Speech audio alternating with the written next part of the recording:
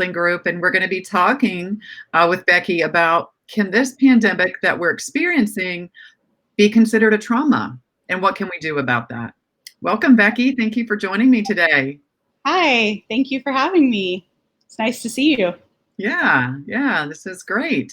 So let's go ahead and get started with our first question, and that is, are we in a trauma right now? Are we globally experiencing a trauma with this pandemic? Yes, I've heard it referred to many things, global trauma.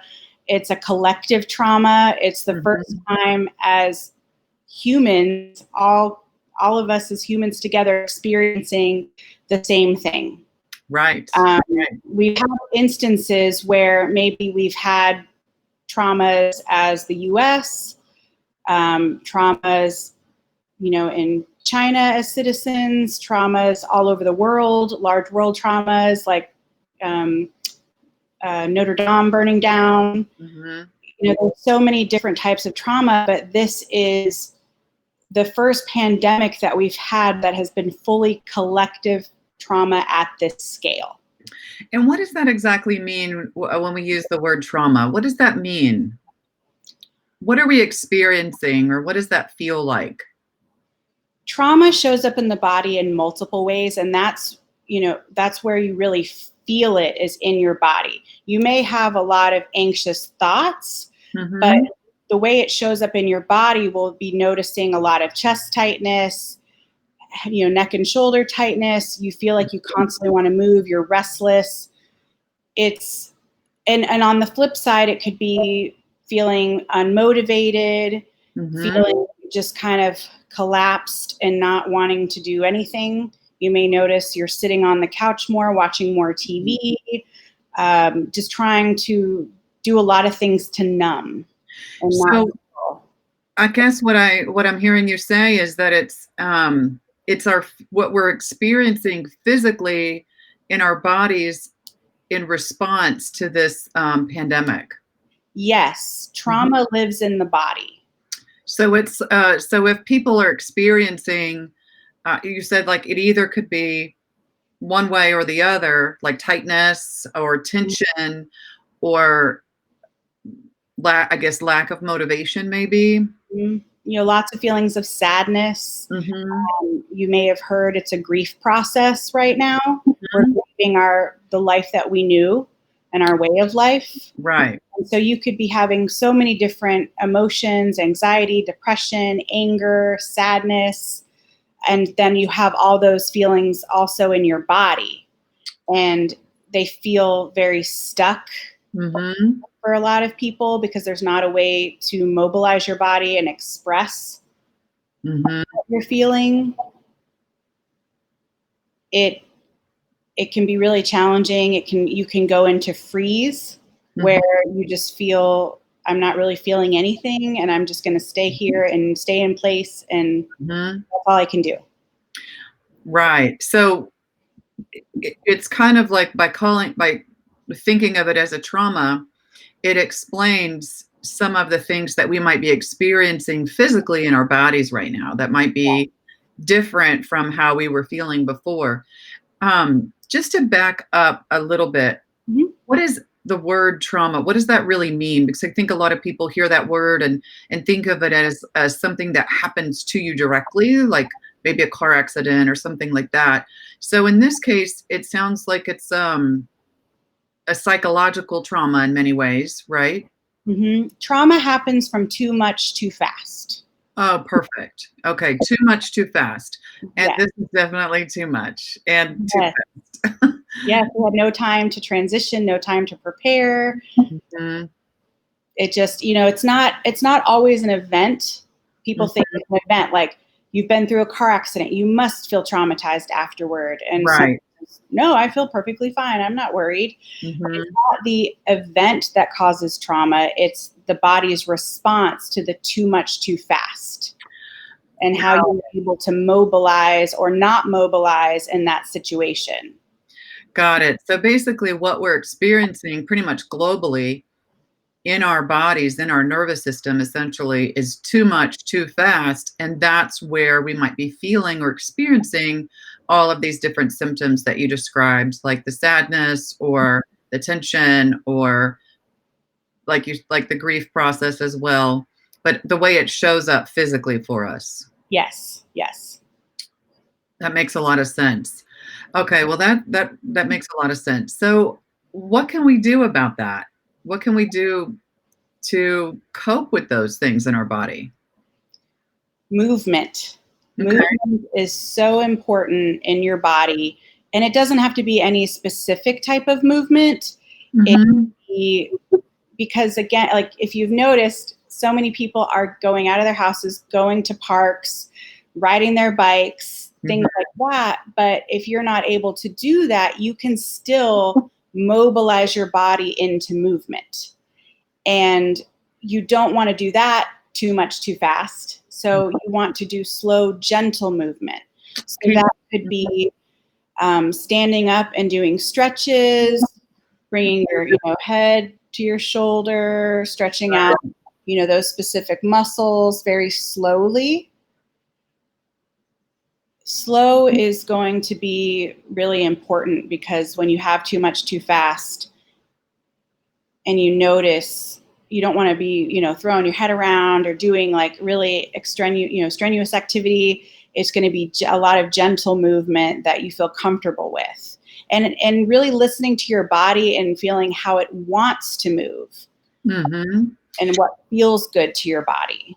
So it's kind of like the slow, gentle movement is helping your body to regulate. Is that a way of putting it, maybe? Yes, if you're having a lot of racing thoughts due to anxiety, trouble sleeping, that is a way to maybe have some gentle stretches before you go to sleep to slow your body down and slow down your nervous system, because especially if it's really hyped up. Now, if you're feeling more symptoms of depression, like not feeling motivated, feeling really sad, the gentle movement is still important. Just having movement in general is really important.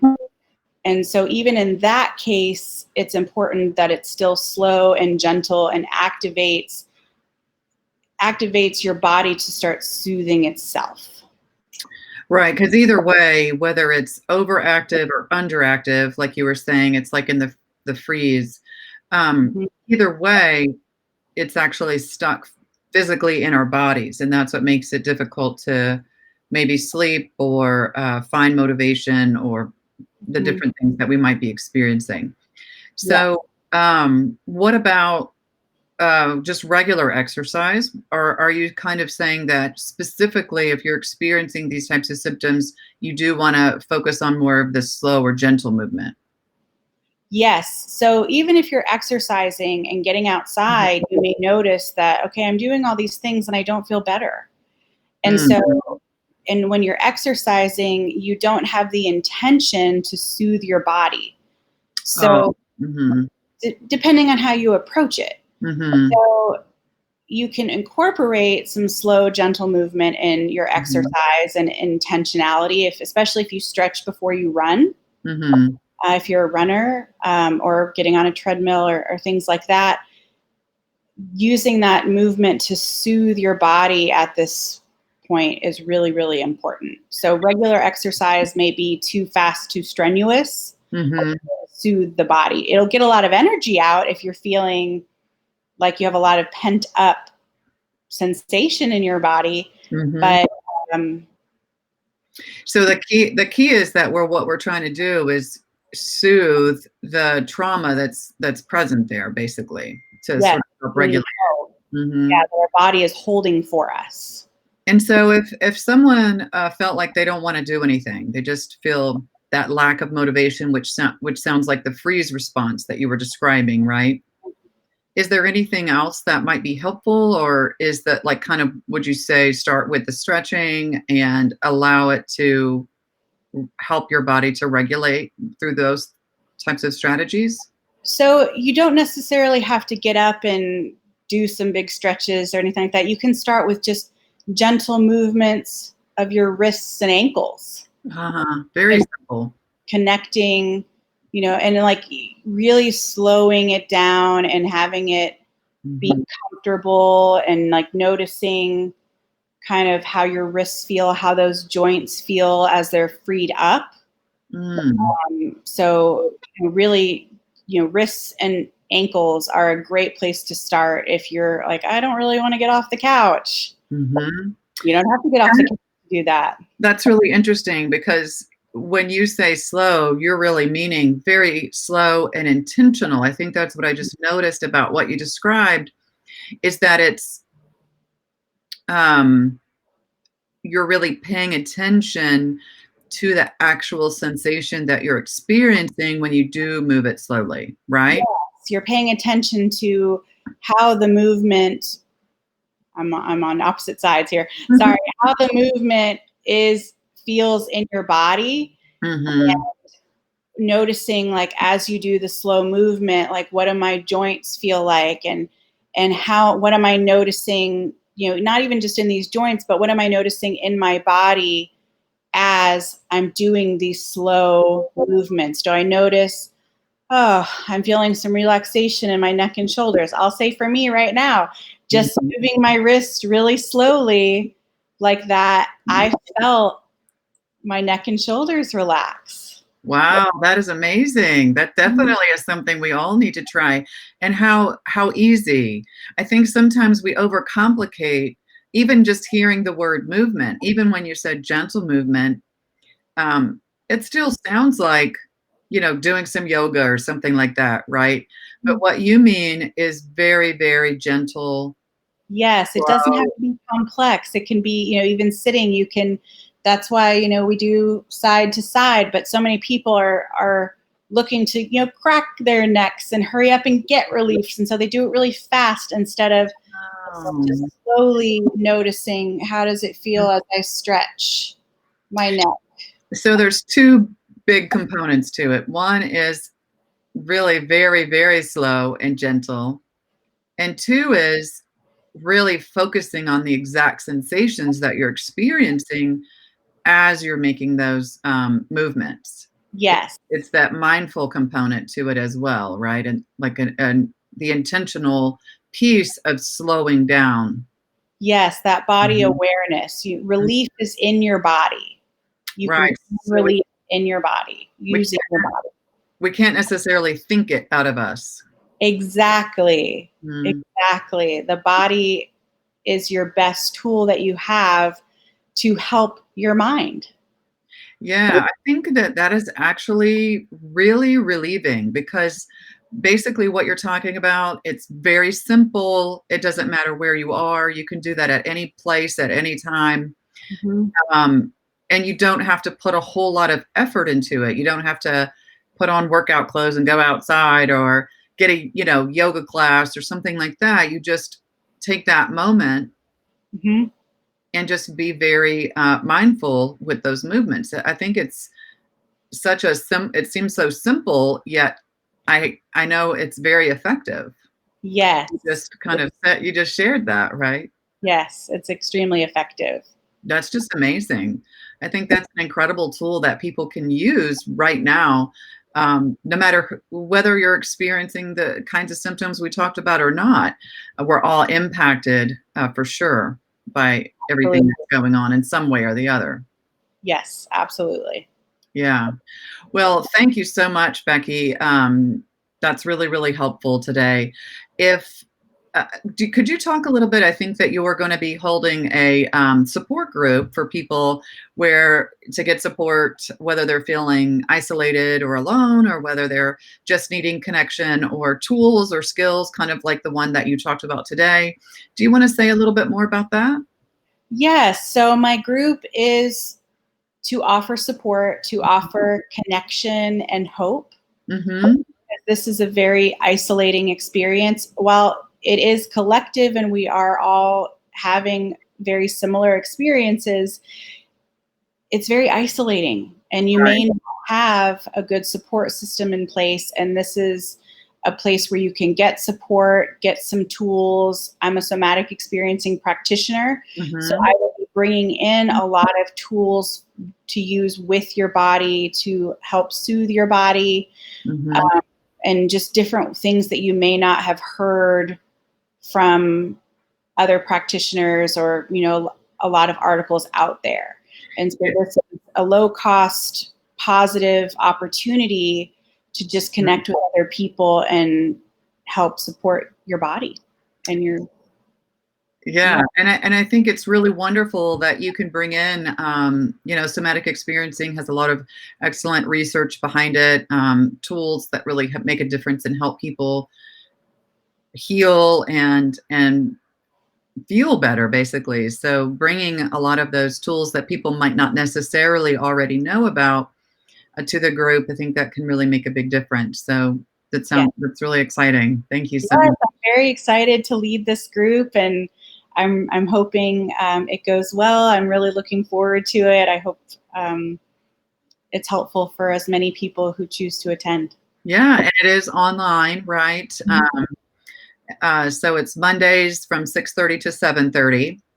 And if anyone is interested, you could certainly give us a call. We're at this phone number, 832-559-2622, and we can get you registered or get you more information. Again, it's going to be on Mondays. It is virtual, so you'll get an online link in order to participate.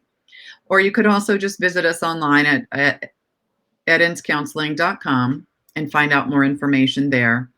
We do also offer online therapy. I think you offer online therapy using for anxiety, for trauma, any other areas that you work with a lot?